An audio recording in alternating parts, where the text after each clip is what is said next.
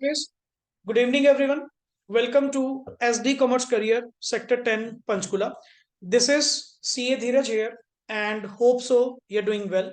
In the previous class हम लोगों ने सर फॉरेक्स के रिगार्डिंग टू डिस्कशन अपनी क्या करी कंप्लीट करी एंड ऑलमोस्ट 3 लेक्चर्स हम फॉरेक्स के ऊपर क्या कर चुके हैं डिवोट कर चुके हैं clear each and every lecture with your notes app के ऊपर क्या है प्रॉपर वे से अपडेटेड है कुछ पर्टिकुलर थिंग्स मैंने वहां पे डायग्रामेटिक वर्क भी करवाया था नोट्स में क्लियर इवन यहां पे भी जो नेक्स्ट हमारा टॉपिक है that is all about balance of payment clear sir weightage wise as per the CBSE syllabus के अकॉर्डिंग वेटेज वाइज अगर मैं बात करूं तो फॉरेक्स एंड बीओपी ये दोनों आप लोगों के 6 मार्क्स की वेटेज रखते हैं क्लियर टोटल 6 मार्क्स दोनों टॉपिक्स क्लियर तो आप ये मान लीजिए 3 3 नंबर या जैसा भी डिवाइड करना चाहें बट ये दोनों टॉपिक्स टोटल 6 मार्क्स की ही क्या रखते हैं आप लोगों के लिए वेटेज रखते हैं और 6 मार्क्स का अकेला कौन है गवर्नमेंट बजट क्लियर तो मतलब ये 3 topics government budget forex and BOP ये टोटल आपका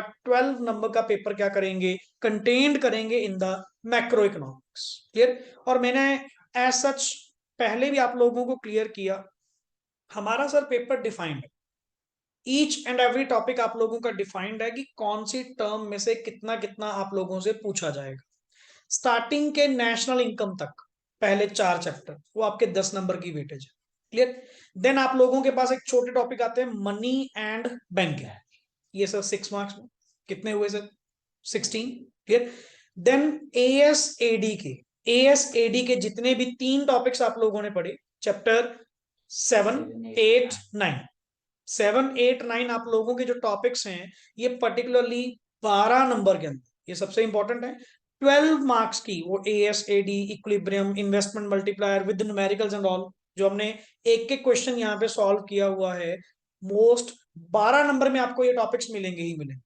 क्लियर इसीलिए मैं कभी भी चैप्टर वाइज टेस्ट नहीं देता मैं कॉम्बिनेशन आपको प्रोवाइड करता हूँ क्लियर कि बेसिकली अगर पढ़ना है तो 3 चैप्टर्स इकट्ठे पढ़कर आओ फिर तो है फायदा नहीं तो नॉर्मली अगर एक चैप्टर दे दिया एक चैप्टर आप पढ़कर आ गए उसमें से नंबर अच्छे आ गए तो आपको लगता है कि आपको पूरी इकोनॉमिक्स आती है गलत जबकि कॉम्बिनेशन के अकॉर्डिंग पढ़ कि पूरा एएसएडी 12 नंबर में आएगा क्लियर जिसका कंप्लीट डिटेल टेस्ट मैं आपको 25 से 30 नंबर का दूंगा देन आपको 3 चैप्टर का हौसला होगा कि सर वाकई में ये 3 मेरे टू द पॉइंट अभी ठीक है बाकी धीरे धीरे और रिवीजन करेंगे तो आपको इनमें कुछ ना कुछ एक्स्ट्रा मिलेगा ही मिलेगा क्लियर और गवर्नमेंट बजट और ये फॉरेक्स एंड बीओपी ये 6 + 6 12 नंबर की ये वेटेज है क्लियर तो ये जो बैलेंस ऑफ पेमेंट है ये आप लोगों का सर थोड़ा सा फॉरेक्स के ऊपर ही क्या करता है बेस करता है बट कोई ज्यादा नहीं मैं इसमें सबसे इंपॉर्टेंट चीज सबसे पहले क्लियर ये टॉपिक करने का ये फायदा है कि जिसने आप में से पहले फॉरेक्स में भी शायद ना अटेंड किया हो या गवर्नमेंट बजट ना किया हो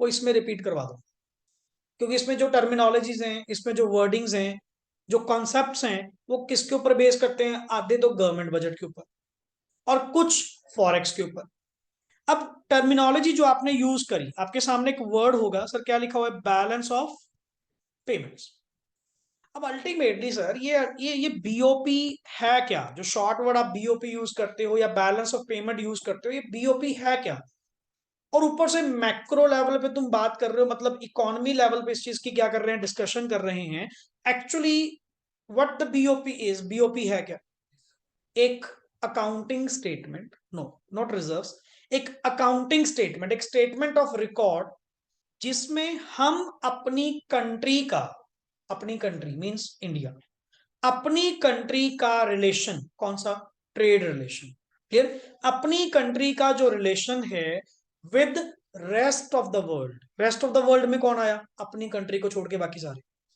डोमेस्टिक कंट्री को छोड़कर बाकी सारे किसमें कवर होते हैं rest of the world sir इनके साथ जितनी भी ट्रांजेक्शन आप लोगों की चल रही है इंपोर्ट एक्सपोर्ट बोरोइंग लैंडिंग कोई एसेट लेना देना मतलब जितनी ट्रांजेक्शन आप लोगों की चलती हैं उन ट्रांजेक्शन से या तो पेमेंट जाती होगी या पेमेंट आती होगी सिंपल क्या मैंने वर्ड इंपोर्ट एक्सपोर्ट बोला मैंने वर्ड बोला पेमेंट्स मतलब इस टॉपिक में इंपोर्ट एक्सपोर्ट नहीं बोल रहे import export is one of the part जिसके कारण पेमेंट्स आती हैं या उस कंट्री में जाती हैं। तो उन स्टेटमेंट्स, उन ट्रांजैक्शन का एक स्टेटमेंट में रिकॉर्ड मेंटेन करना, that is called as bank statement. देखिए बैंक स्टेटमेंट, देखिए कभी बैंक स्टेटमेंट क्या है सर? एक स्टेटमेंट है, एक रिटन स्टेटमेंट है जिसमें ड्यूरिंग द अकाउंटिंग ईयर आपके अकाउंट में कहां से पैसे आए और कहां पैसे गए, that is a bank statement ना। ये भी सर अपनी कंट्री की एक क्या है, बैंक स्टेटमेंट है। बट सर ये बैंक स्टेटमेंट जो है ना, ये रुपीज वाली नहीं है, ये आप रिलेशन, अपना रिलेशन किसके साथ बता रहे हो? Rest of the world. Rest of the world के साथ तो आपकी क्या चलती है, फॉरेन करेंसी चलती है ना, वहां पे कौन सा रुपीज चलते होंगे। तो हम उसी का बीओपी स्टेटस फाइंड आउट करने की बात कर रहे हैं कि एक कंट्री जिसके सर एक बात बताओ, दो टर्म चलती हैं, एक होता है इनफ्लो और एक वर्ड होता है जी आउटफ्लो। क्लियर? किस चीज का? फॉरेक्स का। किस चीज का? फॉरेक्स का। Forex means foreign exchange. Clear? और तुम्हें पता होगा सर, इंडिया में ये फॉरेक्स की कस्टडी किसके पास होती है? आरबीआई। क्लियर? इंडिया में फॉरेक्स की कस्टडी किसके पास होती है? आरबीआई। सर एक बात बताओ, अगर डॉलर्स अगर आपको चाहिए होंगे तो आप अपने बैंक से डिमांड करोगे, बैंक किससे डिमांड करेगा? आरबीआई से। मतलब कस्टडी तो किसकी हिलेगी? आरबीआई की ना। और अगर फॉरेक्स इंडिया में आएगा तो वो भी किसकी कस्टडी में जाएगा? जाएगा तो आरबीआई में ना। तो अल्टीमेटली सर, जिस कंट्री के जिस कंट्री के इनफ्लोज क्या होते हैं, ज्यादा देन दैट ऑफ आउटफ्लोज, तो सर वो कंट्री अपने आप में इकोनॉमिक लेवल पे, मैक्रो लेवल पे क्या मानी जाती है? साउंड मानी जाती है कि ये कंट्री अपने आप में क्या है? बढ़िया। क्योंकि इनके पास फॉरेक्स की कस्टडी क्या है? ज्यादा। और जिस कंट्री की फॉरेक्स की कस्टडी क्या होती है? अच्छी होती है, उसका ऑल ओवर द वर्ल्ड एक इम्पैक्ट क्या माना जाता है? ग्रेटर माना जाता है। कि मतलब सर ये दूसरों को अपने पे डिपेंडेंट करते हैं, ये किसी पे डिपेंडेंट नहीं है। और जिस कंट्री में उल्टा सिचुएशन, आउटफ्लोज क्या होते हैं? आउटफ्लो ज्यादा होने का मतलब, हम लोग हम लोग वही बात है कि शायद में भी इंपोर्ट ज्यादा कर रहे हो। क्लियर? या तुम्हारी बोरिंग्स की पेमेंट्स बहुत आती हैं, मतलब आप उन कंट्रीज पे क्या करते हैं? डिपेंड करते हैं। क्लियर? इंडिया डिपेंड करेगा एट प्रेजेंट, उनका बीओपी स्टेटस क्या है, कि उनके इनफ्लोज डेफिसिट में है, मतलब इनफ्लो ज्यादा है आउटफ्लो से, या आउटफ्लो ज्यादा है। तो हर कंट्री का एक जो डिपेंडेंसी मैटर है कि सर आप हमारे पे डिपेंड करते हो या हम आप पे डिपेंड करते हैं, तो आप उस कंट्री का चेक कर लो, क्या बीओपी स्टेटस चेक कर लो। सर बीओपी स्टेटस आप लोगों का एक बेस्ट पैरामीटर है इस चीज को फाइंड आउट करने के लिए, कि मतलब आपकी कंट्री स्ट्रांग है या हमारी कंट्री। तो ये बीओपी स्टेटस के थ्रू, क्योंकि ये एक शॉर्टर वर्ड नहीं है कि जो सिर्फ इंपोर्ट एक्सपोर्ट को इंक्लूड करेगा, इसमें हर तरह की पेमेंट्स, हर तरह के इनफ्लोज एंड आउटफ्लोज क्या होंगे? कवर होंगे। हमें नहीं पता आपने उस कंट्री को पैसा किस पर्पस के लिए दिया, बट आपसे क्या हुआ? आउटफ्लो। या आपके पास क्या आया? इनफ्लो। तो ये वाइडर कॉन्सेप्ट है than that of balance of trade. एक होता है बैलेंस ऑफ ट्रेड। ट्रेड का मतलब क्या होता है? सिर्फ इंपोर्ट एक्सपोर्ट। इसमें तो टर्मिनोलॉजी दो वर्ड चलती हैं, क्या? Import and export. But sir यहाँ पे वर्ड चल रहा है balance of payment. Balance means stability kind of, कि सर इनका balance of payment find out करें कि इस कंट्री का इनफ्लो आउटफ्लो सिचुएशन क्या है। पढ़िए वन बाय वन। सबसे पहले यस आशुतोष पढ़ना। Every government maintains a record of the transactions that take place between the that takes place between किन के बीच में?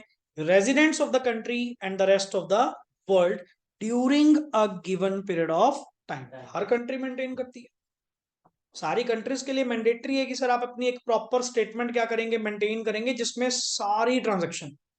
मैं अगेन वर्ड बोल रहा हूं, शायद तुम्हारा माइंड कहीं सिर्फ इंपोर्ट एक्सपोर्ट को लेकर बैठा हो, सर ये बैलेंस ऑफ पेमेंट है, बैलेंस ऑफ ट्रेड नहीं। ये वाइडर कॉन्सेप्ट है than that of balance of trade. यहाँ पे वो हर तरह की पेमेंट क्या होगी? रिकॉर्ड होगी। हर तरह का पैसे का आना जाना रिकॉर्ड होगा, जो तुम्हारी country and rest of the world के बीच में क्या हुई है? हैपन हुई। क्लियर? डोमेस्टिक थोड़ी, डोमेस्टिक तो अपनी हुई ना। इंटरनेशनल, इंटरनेशनल जो हमारी और दूसरी कंट्री के बीच में हुई। क्लियर? पढ़िए। This record is known as country's BOP, और इसको वर्ड क्या बोलते हैं? Country's BOP. हाँ जी, गिवन पीरियड ऑफ टाइम, एक अकाउंटिंग ईयर, एक साल, क्लियर, एक साल, क्लियर। ऐसा तो नहीं आज तक, इसको अपन एक प्रॉपर टाइम पीरियड बेस लेके चलेंगे ना, कि ड्यूरिंग एन अकाउंटिंग ईयर आपका कितना पैसा आया, कितना पैसा गया, क्लियर। तो ये एक गिवन पीरियड ऑफ टाइम के लिए ही क्या होती हैं, बनाई जाती है। आगे, it is an simple word, simple word important mark कर लीजिएगा। It is an accounting system, sir और कुछ नहीं सर, ये अकाउंटिंग स्टेटमेंट है, अकाउंटिंग स्टेटमेंट है जो प्रोवाइड क्या करती है, एक सिस्टमैटिक रिकॉर्ड ऑफ, क्या लिखा हुआ है, all the, word is economic transactions between, किन के बीच में, residents of the country and the rest of the world. Line बिना देखे दोबारा, सर इट इज, ये क्या है अपने आप में, accounting statement, simple sir, accounting statement है, किसकी sir, of the, accounting statement, क्या वर्ड लिखा हुआ है, ऑफ द, नॉर्मली ना, accounting statement which provides a systematic record of, systematic record of all the transactions, जो किन के बीच में हुई, हमारी country, clear, and the rest of the world, उसका एक प्रॉपर रिटन स्टेटमेंट प्रोवाइड करना, that is called as country's BOP. और इसमें क्या रिकॉर्ड करोगे सर, पेमेंट से रिकॉर्ड करोगे कि पैसा कितना आया कितना गया? मैं तो वर्ड ही दो यूज कर रहा हूं, एक इनफ्लो और दूसरा वर्ड क्या चल रहा है, आउट। चलिए, अब आपने सर यहाँ पे टर्मिनोलॉजी यूज करी है, रिकॉर्ड ऑफ ऑल, वर्ड क्या लिखा था, economic transaction. What do you mean by economic transaction? पढ़िए sir, economic transaction in BOP होती हैं जी 5, क्लियर। यहाँ पे ये 5 तरह की, ये 5 तरह की हमारी क्या होती हैं, इकोनॉमिक ट्रांजेक्शन होती हैं। पढ़िए, सबसे पहला इनमें से क्या आती हैं, विजिबल आइटम्स, क्लियर। सर एक इकोनॉमिक ट्रांजेक्शन होती है विजिबल आइटम्स के रिलेटेड, विजिबल आइटम मतलब गुड्स, क्लियर। पढ़िए, these include, हाँ जी, export and import of physical goods. These are called visible items as they are made of some material and can be seen, touched, etc. Goods है sir, goods है ना, goods का import and export. अब देख, total economic transaction कितनी तरह की होती हैं, 5, उनमें से एक ट्रांजैक्शन क्या होती है तेरा, इंपोर्ट एक्सपोर्ट, जिसको तुम वर्ड बोलते हो import and export of visible items, goods का, क्लियर। कि सर एक तो होता है जी विजिबल आइटम्स का ट्रेड, जिसमें क्या कवर होती हैं आपकी, गुड्स, गुड्स का इंपोर्ट एंड एक्सपोर्ट होना। क्या सर बैलेंस ऑफ पेमेंट में सिर्फ इंपोर्ट एक्सपोर्ट ऑफ गुड्स है? नहीं सर, ये नीचे और भी तो ट्रांजेक्शन हैं, ये भी आप लोगों के बीच में क्या होती हैं, कवर होती हैं। पढ़िए दूसरा, सर एक होता है जी इनविजिबल आइटम्स का। अब इनविजिबल गुड्स तो होती नहीं, क्या होंगी सर, सर्विसेज। पढ़िए, it refers to export and import of services like shipping, banking, हाँ जी, insurance, etc. हाँ, These are called invisible items. As they can not be seen, touched और मेजर्ड। सर सर्विसेज का भी तो इंपोर्ट एक्सपोर्ट होता है, आप कैसे कह सकते हो कि जी इंपोर्ट एक्सपोर्ट सिर्फ गुड्स का होता है? किसने कहा, सर्विसेज का भी होता है। मैं यहां से बैठा बिठाया फॉरेन के किसी क्लाइंट को अपनी सर्विस क्या कर रहा हूँ, प्रोवाइड कर रहा हूँ, तो ये भी तो मेरी सर्विस, क्या ये मेरी इंडियन मार्केट में जा रही है सर्विस? नहीं, ये कहाँ पे जा रही है, इंटरनेशनल मार्केट में जा रही है। तो मैं यहाँ पे बैठकर अपनी सर्विसेज को क्या कर रहा हूँ, एक्सपोर्ट कर रहा हूँ। जैसे ऑनलाइन मैं क्लास ले रहा हूँ, ये हमारे पास आती हैं मोस्टली सर, मेरे पास कोई मान लो कनाडा का क्लाइंट है, कोई यूएसए का क्लाइंट है, उनको वहां पे अकाउंटिंग करवानी है, अब मैं थोड़ी वहां पे जाऊंगा, सिस्टम ऑनलाइन तो है, उन्होंने मुझे एक्सेस दे दिया, मैं यहीं पे बैठ के उनकी अकाउंटिंग कर रहा हूँ, मैं यहीं पे बैठ के उनकी बीआरएस बना रहा हूँ, कैश फ्लोज बना रहा हूँ, ठीक है सर। अब उस केस में गुड्स का कोई ट्रांसफर नहीं हुआ, बट सर्विस तो ट्रांसफर हो रही है ना, from one place to another place, that is called as invisible items. But sir वो जो तुम्हारा बैलेंस ऑफ ट्रेड है ना, बैलेंस ऑफ ट्रेड में आप सिर्फ और सिर्फ किनको इंक्लूड करते थे, बट बैलेंस ऑफ पेमेंट सबको इंक्लूड करेगा। तो नेचुरली दोनों में से वाइडर टर्म अपने आप में कौन सी हुई, बैलेंस ऑफ पेमेंट। तो आप ये कह सकते हो balance of trade is a part of balance of payment. समझ गए ना वर्ड, कि वो तो सर बड़ा लिमिटेड स्कोप के साथ है, उसमें तो कल गुड्स की तुम बात करते हो, यहाँ पे देख गुड्स, सर्विसेज, इसके आगे बढ़ क्या लिखा हुआ है, यूनिलेटरल ट्रांसफर्स। यूनिलेटरल का मतलब क्या होता है, वन साइडेड। अब मान लो फॉरेन में मेरे सर रिलेटिव बैठे हैं, या मान लो फॉरेन में मेरे पेरेंट्स हैं, या मैं फॉरेन में हूं, मैं अपने इंडिया में अपने पेरेंट्स को अमाउंट भेज रहा हूँ, one sided normally, gifts, donations, grants, ये सारी अपने आप में क्या होती हैं सर, यूनिलेटरल ट्रांसफर्स। पढ़िए, it includes, Receipts and payments of gifts, donations, and other one-sided transactions. जितनी भी रिसीट्स एंड पेमेंट्स, अच्छा ये मे बी इंडिया से बाहर या बाहर से इंडिया, मे बी रिसीट्स या मे बी पेमेंट्स, किस चीज के? Gifts, donations and other one sided transfers. Yes, next आगे, income from Investment and work.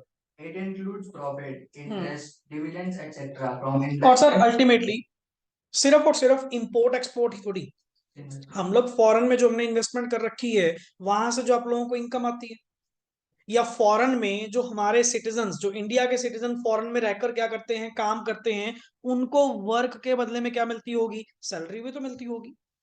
तो वो भी तो अल्टीमेट क्या है सर? हम लोगों का ही पार्ट है। क्लियर? वो हम लोगों को ही रिसीव हो रही है ना। पढ़िए, it includes profit, interest, dividends, etc. हाँ, from investment and salaries from work given abroad. जो मैंने आपके लिए बाहर सर्विस प्रोवाइड करी है उसके बदले में जो सैलरीज मिल रही हैं, वो भी तो सर हम लोगों की क्या बैलेंस ऑफ पेमेंट के पार्ट है। इंडिया के फॉरेक्स में तो क्या होगा? इंक्लूड होगा ना वो। Clear? And capital transfers, sir ये कॉन्सेप्ट थोड़ा सा अलग है, ये कॉन्सेप्ट अलग है। क्लियर? तो अल्टीमेटली वो बाद में कर दूं 2 मिनट तक, ठीक है। कैपिटल ट्रांसफर्स, कैपिटल ट्रांसफर्स में वर्ड क्या आया sir? They are related to, word क्या लिखा हुआ है? Capital receipts, for example borrowings और सेल ऑफ एसेट्स। अब यहां पे टर्म आपकी आती है गवर्नमेंट बजट।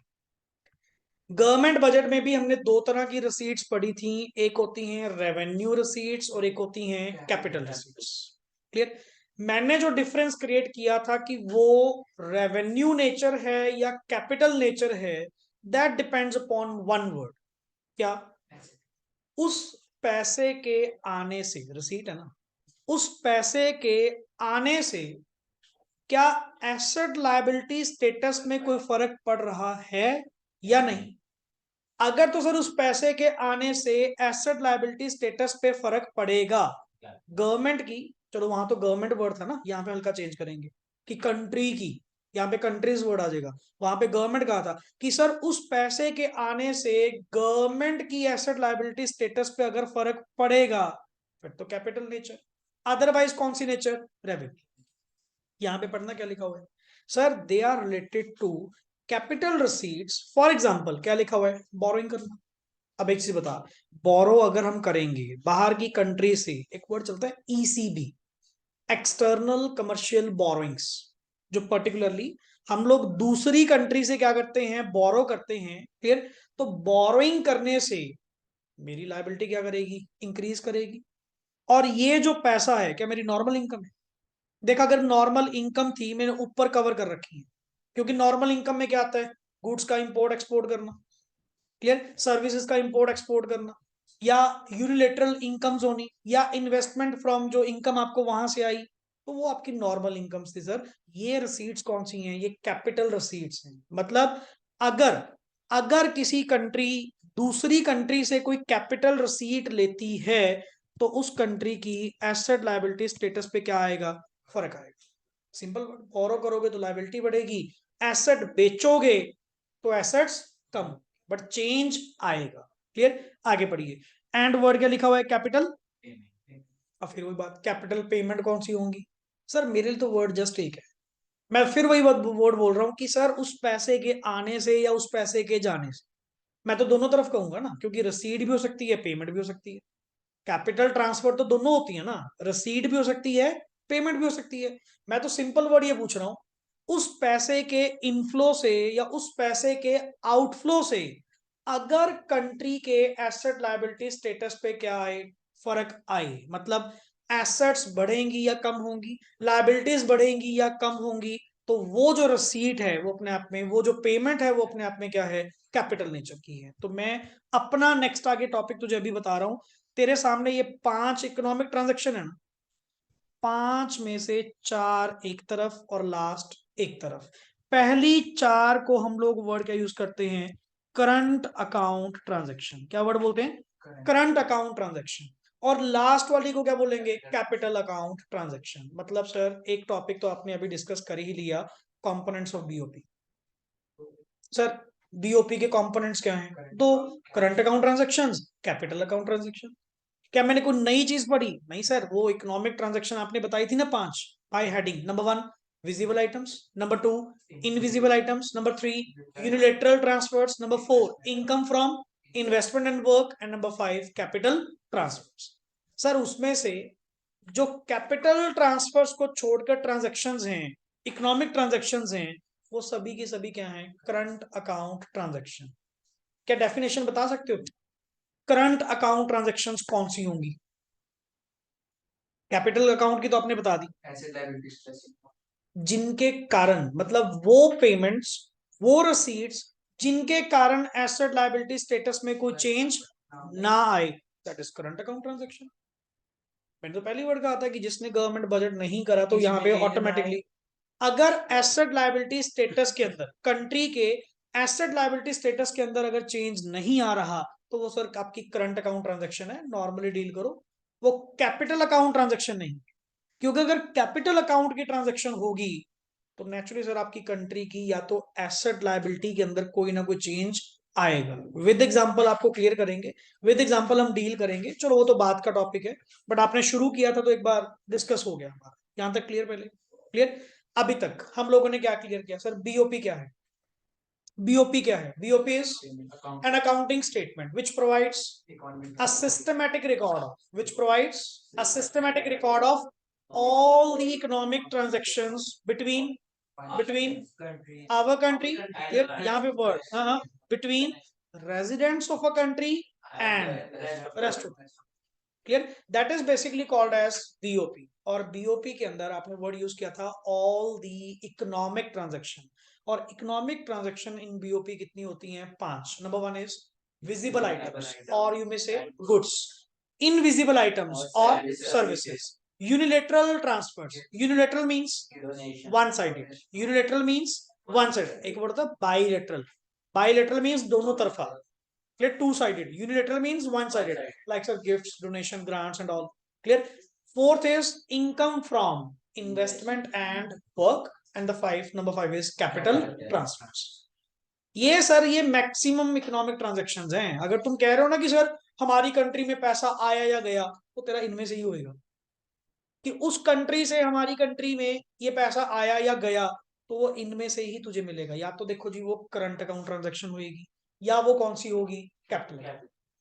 कैपिटल अकाउंट में तो आपने पहले ही बता दिया कि वो एसेट लायबिलिटी स्टेटस को क्या करती है? इफेक्ट करती है। और करंट अकाउंट वाली इफेक्ट नहीं करती, वो नॉर्मल इनफ्लोज या आउटफ्लोज, रेवेन्यू जनरेट करती हो, रेवेन्यू एक्सपेंस नॉर्मली। क्लियर? चलिए अब आता है सर आपके पास एक वर्ड मीनिंग ऑफ, क्या लिखा हुआ है? कहते सर एक टर्मिनोलॉजी ये भी यूज होती है, कभी कभी आप बैलेंस ऑफ ट्रेड बोलते हो, कभी कभी बैलेंस ऑफ पेमेंट बोलते हो, क्या दोनों में फर्क है? यस सर बहुत फर्क है।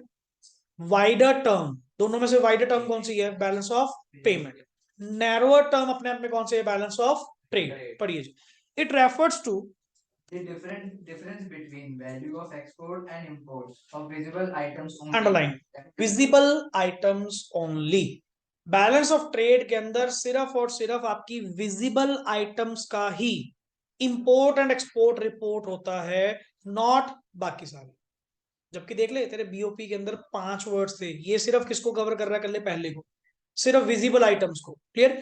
पढ़िए, BOT is equals to export of goods minus import of goods, दोबारा फिर लिख ले ओनली, ओनली।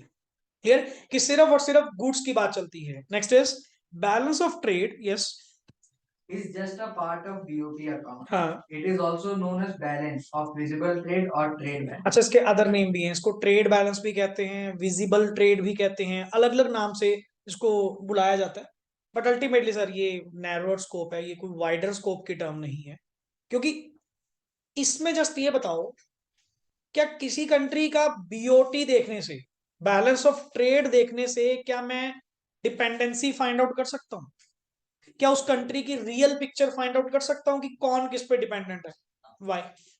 सर्विसेज ज्यादा दे रही हो, क्योंकि सर आपकी और भी तो इकोनॉमिक ट्रांजैक्शन होती हैं, और भी तो इकोनॉमिक ट्रांजैक्शंस होती हैं जो पूरी बैलेंस ऑफ पेमेंट के थ्रू ही क्या होती हैं? रिप्रेजेंट होती हैं। आपके कैपिटल ट्रांसफर्स हैं, आपके income from investment and work है। हो सकता है किसी कंट्री का इंपोर्ट ज्यादा हो, एक्सपोर्ट कम हो, तुमने तो उसको इनाम दे दिया किस बात को लेकर? लो जी ये तुम्हारे पे डिपेंडेंट है। किस बात को लेकर? क्योंकि आपकी कंट्री के इंपोर्ट ऑफ गुड्स ज्यादा थे। मैं क्या सर एक बात बताओ, यूनिलेटरल ट्रांसफर्स है, सर्विसेज का एक्सपोर्ट है, आपके next income from investment and work है, कैपिटल ट्रांसफर्स हैं, वो तो आपने काउंट ही नहीं करे, वो तो आपने देखे ही नहीं। तो सिर्फ एक वर्ड के सहारे आप डिपेंडेंसी थोड़ी फाइंड आउट कर लेंगे। चेकआउट करना तो पूरी पेमेंट्स चेक करो ना, सिर्फ इंपोर्ट एक्सपोर्ट थोड़ी देखोगे आप। पढ़िए, yes please. Balance of trade difference. It refers to the systematic record of the value of visible items in a country. हाँ, It is difference between value of exports and imports of of visible. visible items only। Next आगे, it refers to, इधर क्या लिखा हुआ है देख, word change हो गया, systematic record of all. All का मतलब क्या हुआ सर, 5, और इधर क्या था, सिर्फ 1। समझ आ रहा है, क्लियर, कि 5 ट्रांजेक्शन सारे की सारी रिकॉर्ड होंगी। सर फिर आपको ये नहीं लग रहा कि ये इसी का पार्ट है, कि balance of trade is a part of, मैंने वही तो कहा था, is a part of BO। Clear, yes please. It is the difference between inflow and outflow, inflow of forex and outflow on account of, क्या लिखा हुआ है, economic transaction. और इकोनॉमिक ट्रांजैक्शन अपनी होती हैं 5। क्लियर, सबका सब। मैंने ये नहीं कहा कि पर्टिकुलर गुड्स के रिगार्डिंग, मैंने कहा सबके थ्रू। मैं तो सिंपल वर्ड, इससे लेमन लैंग्वेज में क्या कहूं, हमारी कंट्री में दूसरी कंट्री से कोई भी पेमेंट का लेना देना अगर हुआ, that will be recorded in BOP। But अगर गुड्स का लेना देना हुआ, गुड्स का इंपोर्ट एक्सपोर्ट ऑफ गुड्स हुआ, तो वो बैलेंस ऑफ ट्रेड है, वो बैलेंस ऑफ पेमेंट नहीं। तो अगर सर आप देखो, सिंपल सी बात है, अगर तो सिर्फ इंपोर्ट एक्सपोर्ट के रिगार्डिंग, तो वो भी गुड्स के इंपोर्ट एक्सपोर्ट के रिगार्डिंग आप चेकआउट करना चाहते हैं, तो BOP क्यों चेक करोगे, BOT चेक कर लो, तेरा मतलब ही उतने से। तुम्हें चेक भी क्या करना है, सिर्फ इंपोर्ट एक्सपोर्ट ऑफ गुड्स देखना है, तो बैलेंस ऑफ ट्रेड आपके लिए मतलब रखेगा। बट अगर if you want to check the country's dependency, complete transaction अगर आप देखना चाहते हैं, तो BOT नहीं सर, फिर आपको क्या देखना पड़ेगा, BOP देखना पड़ेगा, that is balance of payment. चलिए, इट इंक्लूड्स ओनली, वर्ड क्या लिखा हुआ है, विजिबल, बट इधर इट इंक्लूड्स बोथ विजिबल भी and invisible. Clear, next is, it is क्या लिखा हुआ है, narrow concept as it is a part of BOP, and it is a wide concept as BOT is a part of BOP। yes please। next number 4, सबसे अच्छा point, double tick कर लीजिएगा, important. पढ़िए, क्या लिखा गया, इट इज एन, क्या लिखा गया, Incomplete record of economic. अच्छा, वाई इनकम्प्लीट रिकॉर्ड, क्योंकि सारे सारे नहीं क्योंकि ये सारे नहीं, सिर्फ विजिबल आइटम्स का ये रिकॉर्ड मेंटेन करता है, जबकि इनविजिबल हैं, यूनिलेटरल हैं, कैपिटल ट्रांसफर्स हैं, वो कहाँ गए। तो सर जब ये इनकम्प्लीट रिकॉर्ड है, क्या मैं इसको एक रियल पिक्चर शो करने के पॉइंट से बोल सकता हूं कि ये कंट्री की एक रियल पिक्चर शो करेगा, या आधी अधूरी करेगा, सिंपल सी पॉइंट। क्लियर, क्या लिखा हुआ है जी, therefore all economic relations. Sir आप अपनी कंट्री का दूसरी कंट्रीज के साथ क्या इकोनॉमिक रिलेशन है, ये बैलेंस ऑफ ट्रेड के थ्रू डिफाइन नहीं कर पाएंगे। If you want to define the proper relation, proper economic relation with the other country, then you have to check out BOP status, not BOT। Clear, तो आपको BOP ही देखना पड़ेगा। It is, क्या लिखा हुआ है, complete record of economic transaction, and hence presents a true picture, underline, and hence presents a true picture of economic relations with other countries। Clear, तो इसको यहाँ पे ना एक चीज, लाइन अपनी ओर से लेमन लैंग्वेज में लिखिए, आपके पास ऊपर स्पेस पड़ी होगी, यहाँ पे लिख लीजिए। अगर, लिखो, अगर किसी कंट्री की, layman language, layman language normally, just conceptually, concept समझने के लिए, क्लियर, अगर किसी कंट्री की डिपेंडेंसी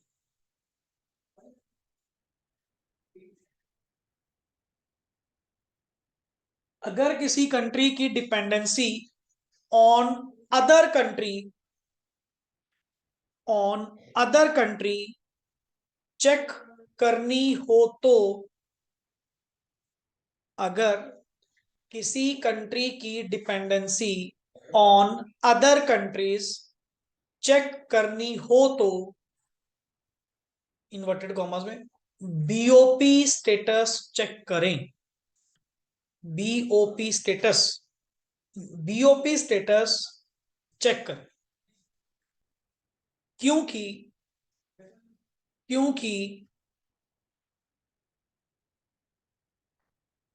ये ऑल इकोनॉमिक ट्रांजैक्शंस को रिकॉर्ड करता है। साथ में लॉजिक भी तो बताओ ना। क्योंकि ये ऑल इकोनॉमिक ट्रांजैक्शंस को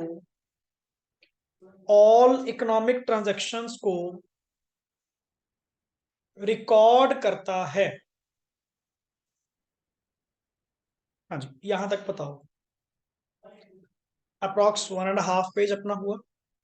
यहां तक अभी तक हम लोगों ने क्या समझा कि सर किसी भी कंट्री की डिपेंडेंसी को फाइंड आउट करने के लिए आप नैरोअर टर्म बीओटी नहीं, वाइडर टर्म बीओपी क्या करेंगे, यूज करेंगे, बिकॉज वो कंप्लीट ट्रांजेक्शन्स को क्या करता है, रिप्रेजेंट करता है।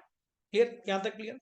And sir, BOP means it's an accounting statement which provides a systematic record of all economic transactions between residents of the country and rest of the world. चलिए, अब चलें अपना आज का सिंपल सा कॉन्सेप्ट जो पहले डिस्कस हो चुका। सर हमने बीओपी को 2 पार्ट्स में बांटा है। एक्चुअली 2 पार्ट्स में तो क्या, आपने इकोनॉमिक ट्रांजैक्शन को 2 पार्ट्स में बांटा। तुमने टोटल इकोनॉमिक ट्रांजैक्शन कितनी बताई थी? 5। गिना सकते हो कौन कौन सी? Number 1 visible, number 2 invisible, number 3 unilateral transfers, number 4 income from investment and work, and number 5 capital transfer. आपने कहा था पहले 4 एक तरफ और लास्ट वाला एक तरफ, वो तो कैपिटल ट्रांसफर नाम से क्लियर है। तो मैंने भी इस टॉपिक को 2 पॉइंट्स में बांट दिया सर। एक ट्रांजेक्शन जो होती हैं वो क्या होती हैं, करंट अकाउंट, और दूसरी कौन सी होती हैं, और इन दोनों का डिफरेंस जो है वो एक वर्ड है क्या, एसेट या लायबिलिटी ऑफ किसका, कंट्री का। किसका, कंट्री का। अब मेरे को टर्मिनोलॉजी थोड़ी सी क्लियर करो, क्या वर्ड कहेंगे, कौन सी ट्रांजेक्शन करंट अकाउंट ट्रांजेक्शन होंगी? वो ट्रांजेक्शन्स करंट अकाउंट ट्रांजेक्शन्स में कवर होंगी जिनके आने या जाने से एसेट लायबिलिटी स्टेटस में फर्क नहीं पड़ता। कंट्री की एसेट लायबिलिटी स्टेटस पे फर्क नहीं पड़ता। कहते सर मेरे को विश्वास नहीं हो रहा, सुन पढ़। Meaning and components of current account, आगे इसको भी डिवाइड करूंगा।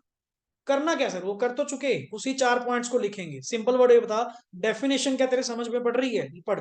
Current account BOP records all those transactions between the residents of the country and rest of the world. एक बात बता, यहां तक कोई लाइन चेंज हुई? बीओपी पहले भी वही करता था, आज भी वही कर रहा है कि तुम्हारे और दूसरी कंट्रीज के बीच में जो भी ट्रांजेक्शन हुई, बट अब पहले था ऑल द इकोनॉमिक, मैंने अब ऑल वर्ड यूज तो किया बट इकोनॉमिक सारी नहीं, क्योंकि अब डिफरेंशिएट करना है ना उसमें से करंट अकाउंट, विच आगे का बोला, which do not cause a change in the asset liabilities of the residents of the country और इट्स गवर्नमेंट। क्लियर? कि मतलब सर दोबारा बोल रहा हूं, जो पेमेंट्स का, सिंपल वर्ड, जो पेमेंट्स का आप लोगों का क्या है, इनफ्लो, और क्या है, इस पैसे के आने या जाने से, इस पैसे के आने या जाने से आपकी कंट्री के रेजिडेंट्स, आपकी कंट्री की गवर्नमेंट, मैंने तभी कॉमन वर्ड बोल दिया कंट्री। क्लियर? कि कंट्री के रेजिडेंट्स या कंट्री की जो गवर्नमेंट है उसकी एसेट लायबिलिटी स्टेटस में कोई चेंज नहीं आएगा। तो वो ट्रांजैक्शन कौन सी है, करंट अकाउंट। और अगर चेंज आएगा, नॉट वर्ड काट दिया, तो वो कौन सी है, कैपिटल। सिंपल। सुन पढ़िए, यहाँ पे पढ़िए sir, the component of this type are. शायद सर आपको ये नहीं लग रहा कि आपने वही जो पहले वाले आपके पॉइंट्स थे उन्हीं को नेक्स्ट आके कॉपी पेस्ट कर दिया। आपने कहा था ना इकोनॉमिक ट्रांजैक्शन 5 होती हैं, 5th वर्ड आपने हटा दिया, बाकी 4 आपके सेम है। 1 बाय 1। सबसे पहला पढ़िए जी, एक्सपोर्ट एंड इंपोर्ट ऑफ। हाँ जी, Goods. Export and import of goods is treated as visible trade yes, because goods are tangible and and can be seen while crossing the borders. जब भी naturally sir goods move on करेंगी तो दिखेंगी तो सही, visible है। Clear? और services के केस में हम वर्ड क्या बोलते हैं, it is treated as invisible trade because services are not tangible and हाँ, therefore cannot be seen while crossing the border. Services are further classified as, अब मैंने थोड़ा और डिटेल दे दिया, मैंने उसी पॉइंट को सेकंड पॉइंट को थोड़ा और इलेबोरेट कर दिया। सर दो तरह की सर्विस होती हैं, एक होती हैं फैक्टर सर्विसेज और एक होती हैं नॉन फैक्टर सर्विसेज। पढ़िए फैक्टर सर्विसेज कौन सी? सर पढ़िए जी, हाँ जी। These are those which lead to factor payments or hmm, factor income. बिल्कुल। In the BOP account, monetary transactions related to factor income are, word क्या लिखा हुआ है? Investment income. एक वर्ड याद है? RIP, rent, interest, profit. Clear? जो factor incomes में क्या होती हैं, काउंट होती हैं, that is basically called as rent, interest and profit. इसको लिख लीजिएगा यहाँ पे, नहीं तो वही कहोगे rest in peace. Rent, interest and profit. कि जब मैं अपने फैक्टर्स ऑफ प्रोडक्शन, मतलब फैक्टर सर्विसेज मैं आपको प्रोवाइड कर रहा हूं, अच्छा इंडिया में नहीं, आउटसाइड। जैसे मैंने अपनी कैपिटल क्या कर दी, आउटसाइड इन्वेस्ट कर दी, उसके ऊपर मुझे क्या मिल रही है? Interest income.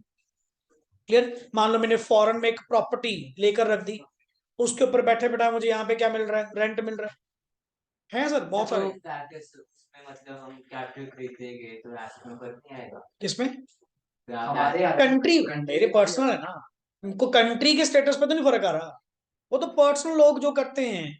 अब आपने फॉरेन में इन्वेस्टमेंट करी, तो इसका कंट्री का स्टेटस क्या फर्क पड़ा? कंट्री की एसेट तो नहीं बढ़ी, कंट्री की लायबिलिटीज में कुछ चेंज तो नहीं आया, वो तो तुम्हारी पर्सनल है।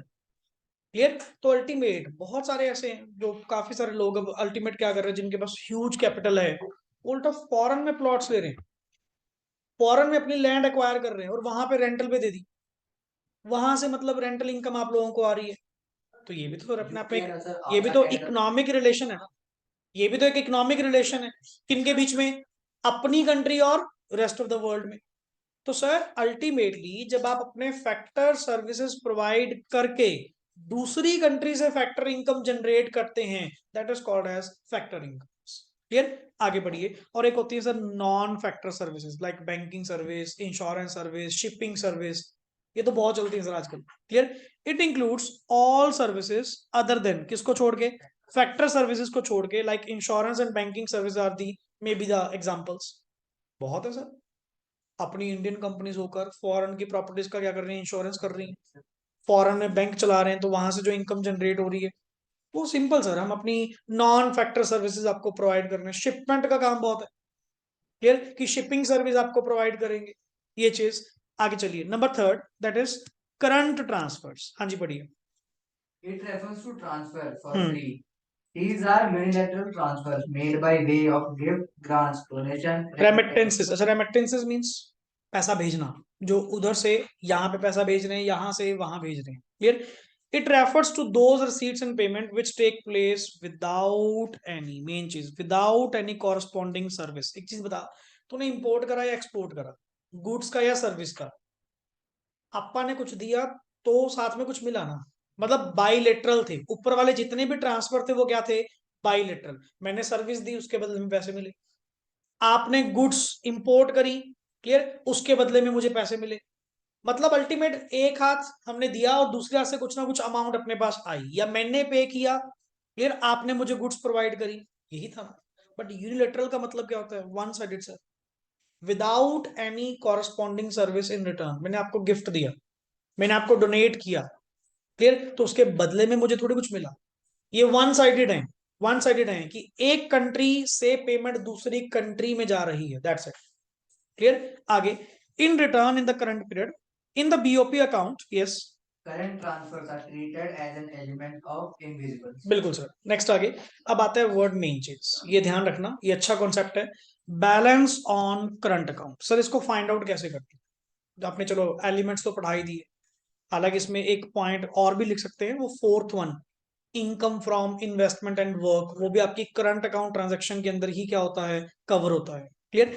सर ये बैलेंस ऑन करंट अकाउंट निकालते कैसे? मतलब ये जो इंपोर्ट एक्सपोर्ट होगा, ये कैसे रिकॉर्ड करते हैं हम लोग अपने? आपने कहा था एक अकाउंटिंग स्टेटमेंट है, ये बीओपी क्या है? एक स्टेटमेंट है जो एक रिकॉर्ड मेंटेन करती है सभी ट्रांजेक्शन्स का।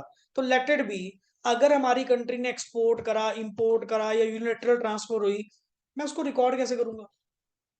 आपने एक रिटर्न स्टेटमेंट कही है ना कि ये अपने आप में एक अकाउंटिंग स्टेटमेंट है, ये बनती कैसे? इसका करंट अकाउंट का बैलेंस निकलता कैसे है? पढ़िए, in a current account. Receipts from export. अच्छा, रसीट्स, रसीट्स मतलब पैसा आना। अच्छा मैं इसको वर्ड क्या लिख सकता हूं, इनफ्लो। इनफ्लो फ्रॉम कहां से, export of goods and services, clear, unilateral transfers and income from investment and work are entered as किसमें। मेरे को एक सिंपल बात बताओ, आप लोगों की जो बैंक स्टेटमेंट होती है, अगर आपने कभी ध्यान से देखा हो, जब भी आपके अकाउंट में पैसे आते हैं और जब जाते हैं, सिंपल ये चीज है। हम भी अपनी कंट्री का क्या मेंटेन कर रहे हैं, एक अकाउंट ही मेंटेन कर रहे हैं। ये आपकी कौन सी साइड है, डेबिट साइड। ये कौन सी साइड है, क्रेडिट साइड है। मैं भी तो एक रिटर्न स्टेटमेंट, एक अकाउंटिंग स्टेटमेंट ही मेंटेन कर रहा हूं। मैं तो सिंपल वर्ड बोला, पैसा आएगा तो क्रेडिट साइड, जाएगा तो डेबिट साइड। क्लियर है। तो अल्टीमेट ये कि अपनी अकाउंटिंग टर्म्स में नॉलेज है वर्ड क्लियर, कि सर हमारे अकॉर्डिंग जो bank statement, simple bank statement देखा करो कि जैसे बैंक स्टेटमेंट में रिकॉर्ड होता है, वैसे ही हम अपनी कंट्री का बीओपी स्टेटस क्या कर रहे हैं, मेंटेन कर रहे हैं। जितना भी पैसा आएगा, तुम आगे भी जहां पढ़ोगे, जितना भी पैसा आएगा मतलब क्या होंगे, इनफ्लोज, वो कहां पे जाएंगे, और इसको वर्ड बोल देते हैं साथ में क्या, पॉजिटिव आइटम, कि सर हमारे लिए अच्छी बात है, पॉजिटिव आइटम। और जब पैसा जाएगा तो कौन सी साइड पे, कौन सी साइड पे, outflow, that is debit side पे, एज अ डेबिट रिकॉर्ड होगा। और ब्रैकेट में क्या लिखा होगा यहाँ पे, नेगेटिव। चेक कर दूसरा, ये पढ़, पेमेंट फॉर, पढ़ो जी, payment for Import of goods and services, unilateral transfers, and incomes paid for investment and work are entered. Entered as किसमें, डेबिट, दैट इज साथ में क्या लिख दिया, नेगेटिव। तो कंफ्यूज होने का सिस्टम ही नहीं है। अगर तुम इस टॉपिक में कहीं भी घूम जाओ, सिंपल वर्ड अगर तुमसे पूछा जाए, ये आएंगे क्वेश्चंस। आजकल कई बार पूछने लगते हैं, 4-5 आइटम्स गिवन होते हैं, बताओ जी ये कौन सी आइटम है, ये क्रेडिट साइड आएगी या डेबिट साइड आएगी। Simple think it like a bank passbook. Inflow also. Bank passbook, bank में जब पैसे आते हैं क्रेडिट, बैंक में जब पैसे जाते हैं, सिंपल। अपा क्यों झंझट में पड़े कि ये पर्टिकुलर आइटम याद करनी पड़ेगी, सर ये डेबिट है या क्रेडिट है। सिंपल, पैसा आया तो क्रेडिट, जाएगा तो debit, just like a bank account. Clear. पढ़िए, एज दे रिप्रेजेंट, क्या रिप्रेजेंट कर रहे हैं, outflow of forex. Yes please. The net value, हाँ जी। Of credit and debit balance is the balance of current account. और तो तुम पूछ रहे थे कि करंट अकाउंट का बैलेंस कैसे निकलता है, इनका नेट बैलेंस। एक तरफ क्या होंगे, क्रेडिट्स, एक तरफ क्या होंगे, डेबिट्स, बैलेंसिंग फिगर। कोई ना कोई आइटम तो बड़ी होगी, मे बी डेबिट्स पड़े होंगे, मे बी क्रेडिट्स पड़े होंगे, द बैलेंस फिगर जो वहां पे आएगी, that is your current account का बैलेंस। और वो या तो डेबिट होगा या मे बी क्या होगा, सिंपल। क्लियर। चलिए नाउ इसको दो वर्ड्स में चलते हैं जी। इसको वर्ड बोलते हैं CAS, that is current account surplus और करंट अकाउंट डेफिसिट। ये आजकल ना लेटेस्ट जो बुक आपकी आई हैं क्लियर, उनमें ये टर्मिनोलॉजी यूज की गई है। ये मैंने बाहर से एड ऑन करवाया, पहले ये टर्मिनोलॉजी चलती नहीं थी। पहले सिंपल कहते थे सर या तो बीओपी सरप्लस में होगा या डेफिसिट में होगा। अब उसको भी बांट दिया, current account surplus, current account deficit, थोड़ा स्पेसिफिक करते जा रहे हैं। क्लियर। व्हेन, ऐसे सेम उसमें भी क्लियर। व्हेन क्रेडिट आइटम्स, हाँ जी, Are more than debit items. It implies net flow. अरे of कॉमन foreign सर। अच्छा क्रेडिट में कौन बैठा था, इनफ्लो, और डेबिट में कौन था। आप क्या ये कहना चाह रहे हैं कि when inflows are greater than outflows, then there will be surplus. And अगर इनफ्लोज, डेबिट आइटम मतलब आउटफ्लो, और क्रेडिट आइटम मतलब इनफ्लो, जब सर आउटफ्लोज आप लोगों के ज्यादा होंगे तो there will be, simple concept, क्या सर बच्चों का कॉन्सेप्ट है। उल्टा एक पॉइंट पे जाके मैं आपको ये गारंटी कह सकता हूं कि ये लास्ट वाले जो टॉपिक है ना तुम्हारे फॉरेक्स और बीओपी और गवर्नमेंट बजट, आप उल्टा सर इनमें खेलोगे कि पर्टिकुलर टॉपिक सर इतना बढ़िया वे से तैयार हो गया कि ये 12 नंबर का अपने को कोई रिस्क नहीं है। बट सर उसके लिए कॉन्सेप्ट्स क्लियर करने होंगे, नंबर ऑफ क्वेश्चंस थोड़े से आपको प्रिपेयर करने होंगे क्लियर, ताकि एक भी चांस, मेरा हर बार का टारगेट रहता है कि अपा मैक्रो में तो बिल्कुल भी ना लूज करें, एक नंबर भी ना लूज करें, मैक्रो में तो स्पेशल। क्योंकि ये सर नंबर कटने का पॉइंट नहीं है। मैक्रो तो इतनी आप लोगों की मतलब बढ़िया है, अगर ध्यान से प्रॉपर वे से आप मेरे टेस्ट जितने भी यहाँ पे होंगे, 1-to-1 टेस्ट अगर आप वो कंप्लीट कर लेते हैं विद रिवीजन, गारंटी है एक नॉर्मल के भी जो अच्छा होगा वो तो बात अलग है, नॉर्मल के भी 40 में से 30 नंबर नहीं जाने दूं, और वो आपके ऊपर है, मेरे ऊपर नहीं है। मैं तो सर एफर्ट करवा सकता हूं, बट करने तो आपने हैं, करना तो आपने है ना। अब अल्टीमेटली सर मेरा आज ये है जी, आज मुझे छुट्टी चाहिए, मैं टेस्ट नहीं दे पाऊंगा या आगे पीछे दे दूंगा, ये काम नहीं होता सर। समझ गए ना, ये एक्सक्यूजेस नहीं चलते। फिर फाइनली जो डेट शीट आपको मिलेगी कि अल्टीमेट 4 टेस्ट हैं तो इस दिन है, तो इस दिन है। अरे जब पूरा साल हो गया तैयार नहीं कर पाए तो एक दिन में क्या ज्यादा कर लोगे? जब रिवीजन करवाने के बाद भी आप मेरा टेस्ट यहाँ पे फेस नहीं कर पा रहे, मैं नहीं मानता स्कूल में आप क्या करते हो। ठीक है, फॉर्मेलिटी है, आप लोगों को करनी पड़ती है, जरूरी भी है। आप लोग अभी भी किस बात की टेंशन में हो, किस बात को लेकर अभी भी वरीड हो कि स्कूल का क्या होगा, स्कूल के पेपर का क्या होगा? पहले भी 20 बार फेल हो गया, अब भी फेल होएगा। पर जो फाइनल्स में आप लोगों ने अपनी परसेंटेज बनानी है, वो सब सिस्टम आप खराब करते जा रहे हो। हम लोग तो यही डिस्कस कर रहे थे, मैं, साहिल सर और मैं नॉर्मली, कि आजकल के स्टूडेंट्स को हो गया गया, जहां पे नेगेटिव होकर आके आते हो, जहां पे जीरो आप लोगों की आउटपुट है, वहां पे तुम सारा दिन फ्री जा रहे हो, उसी के चक्कर में यहाँ का सारा मिस कर रहे हो। या तो कोई जेन्युइन रीजन है तो बता। तो स्कूल में पेपर है सर, ऐसा है जी, वो तो पूरा साल हो गया, वो कौन सा आज पहली बार हो रहा है? 20 बार पेपर हो चुके, 20 बार तुम्हारे रिजल्ट आ चुके, अभी भी चिंता कर रहे हो उसकी? अब तो छोड़ दे, अब तो अल्टीमेट फाइनल्स के ऊपर आ जा, कि फाइनल्स में क्या करना सर वो पता लग जाएगा, तेरे स्कूल वाले काउंट नहीं होंगे। वो तो ठीक है, उनका पार्ट है, पूरा दिन आपसे कुछ ना कुछ करवाते रहना, कुछ ना कुछ बिजी रखते रहना है, वो आपकी फॉर्मेलिटी है सर। अब समझदारी आप में है, मैच्योरिटी इसी वर्ड को बोलते हैं। Otherwise still you are immature, अभी भी आप इनमेच्योर हो सर, अभी तक यही जजमेंट नहीं कर पा रहे कि कौन सा फ्रूटफुल है, कौन सा आपके लिए वेस्टफुल है। वहां पे जा रहे हो जहां पे तुम नेगेटिव यूटिलिटी लेकर आ रहे हो, पॉजिटिव भी छोड़, जीरो भी छोड़, नेगेटिव होकर आ रहे हो। और यहाँ पे 1-1.5 घंटा लगाने से, पर्टिकुलर यहाँ पे सीरियसली पढ़ने से, आप लोगों को उल्टा कुछ ना कुछ आउटपुट तो मिल रही है। मैं तो कह रहा हूँ आज के लेक्चर में भी अगर 10% भी आप मेरा समझ गए ना, तो भी बहुत है। मैं फिर भी 90% पे काम करवा लूंगा, बट स्टिल कुछ लेकर ही जाओगे, कुछ गेन करके जाओगे ना। इसीलिए कहता हूँ कि सर ये रेगुलरिटी मेंटेन करना अपने आप में क्या है, जरूरी है।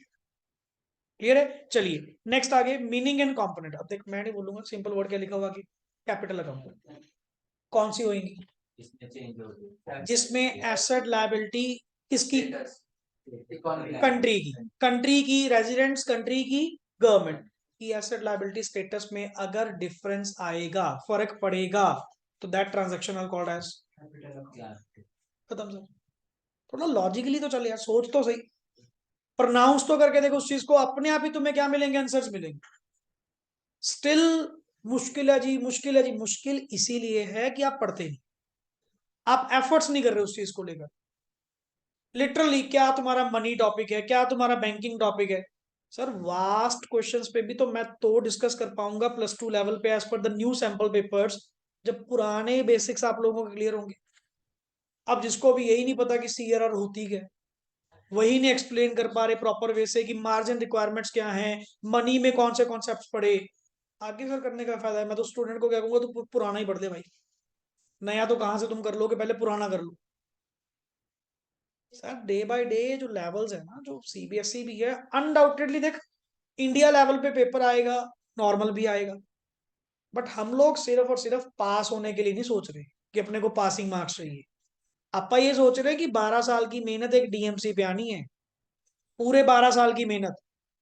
कोई नहीं पूछेगा कि +1 में कितने थे, या फर्स्ट में कितने थे, फिफ्थ में कितने थे, सिर्फ एक DMC लगेगा 12th का, और उसको प्रेजेंट करना, उसको बढ़िया बनाना तुम्हारे हाथ में, तुम्हारी तैयारी के हाथ में। जितनी कर लोगे सर उतनी बढ़िया। और खराब भी यही टाइम, यही 2 महीने आप खराब भी कर सकते हो, वही 12 साल की मेहनत आपकी बिल्कुल डाउन रैंक। फिर बाद में क्या दोबारा 12वीं दोगे क्या, कि सर इंप्रूवमेंट के लिए देते हैं पेपर? वन टाइम ही होंगे सर, बार बार नहीं होते फाइनल्स। क्लियर? चलिए नेक्स्ट आगे बढ़िए। Capital account of BOP records, yes, all those transactions between the residents of the country and rest of the world.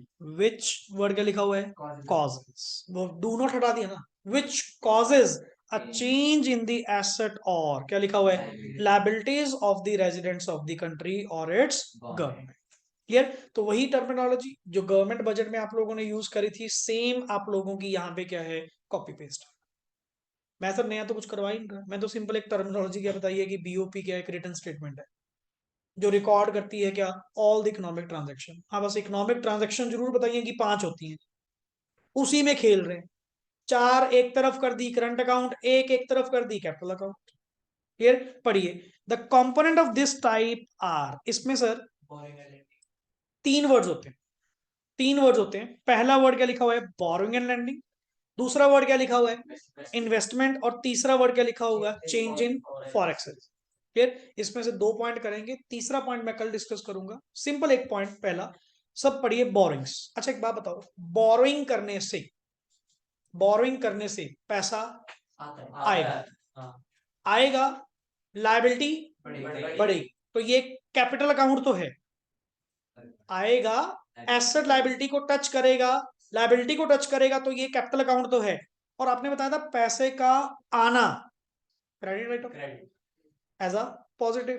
Point खत्म। पढ़िए, इट इन्वॉल्व्स, क्या लिखा हुआ है, ट्रांजेक्शंस ऑफ लोन। सर इसके अंदर ना वो लोन वाले पॉइंट आएंगे, लोन लेना देना दोनों तरफ, बोरिंग लैंडिंग। क्लियर? दीज में भी या तो सर ये प्राइवेट ट्रांजेक्शन होंगी, दीज में भी प्राइवेट ट्रांजेक्शन होंगी, और दीज में भी क्या हो सकती है सर, ऑफिशियल। पब्लिक प्राइवेट सुना है? पब्लिक कौन सी होती है, सरकारी। और प्राइवेट कौन सी होती है, प्राइवेट सेक्टर से। पढ़ ले, दीज इफेक्ट। हाँ जी, account of non government entities और प्राइवेट सेक्टर। बिल्कुल। For example private sector receiving short term and long term foreign loans. Sir अगर वही बोरिंग जो लेन देन आप लोगों का हुआ वो किसने करा, अगर तो प्राइवेट सेक्टर ने करा तो उसको वर्ड क्या बोलते हैं, प्राइवेट ट्रांजेक्शंस। और यही अगर रिसीविंग लेना देना बोरिंग लैंडिंग जो है किसने करी, गवर्नमेंट ने। These effect account status of किसका, government of a country. For example government borrows loan from the foreign government and international organisation to finance the deficit in BOP. जब BOP में sir आपका deficit आ जाता है, उस deficit को पूरा करने के लिए जब अपनी सरकार दूसरी सरकार से, दूसरी कंट्री से क्या मांगती है, लोन मांगती है, that is called as official transaction. और क्या, ऑफिशियल के तो नाम से क्लियर था, ऑफिशियल मींस क्या होता है, सरकारी।